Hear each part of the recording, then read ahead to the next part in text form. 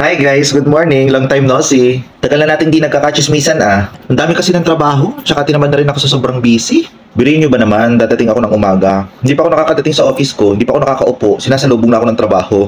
Dire-diretso na yun hanggang sa tanghali, hanggang sa hapon. Grabe, ibang-iba talaga noon kaysa ngayon. At ang malalapan dito, alam mo, kung kailan uwian na, saka nagpapandalas itong mga tukmol na ito, eh haba-haba ng oras hanggang 7 to 5. 30 minutes na lang uwian, saka sila nagpapandalas. Isubmit mo to, isubmit mo yan, urgent. Doon ako buwisit sa mga ganun.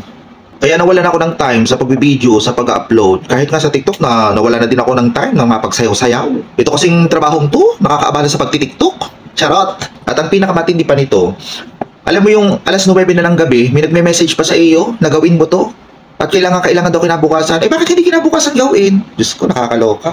Alam mo yung feeling na parang wala ka ng karapatang magpahinga? Diyos ko, porket sumasahod, wala ng karapatang magpahinga? Kaya naman nire-remind ko lang ang mga kumpanya ha.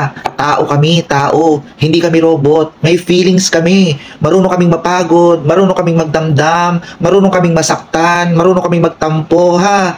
Hindi porket pinapasahod nyo kami ay lahat na ng karapatan ay nasa inyo ha. Hindi ha, hindi. Dahil pag kami ay naupos na, alam mo yung naupos na, yung naubos ang pasensya, aba, marunong kaming mag-resign, magre-resign kami. Ano kakala ninyo? Hindi kami marunong mag-resign? Babush!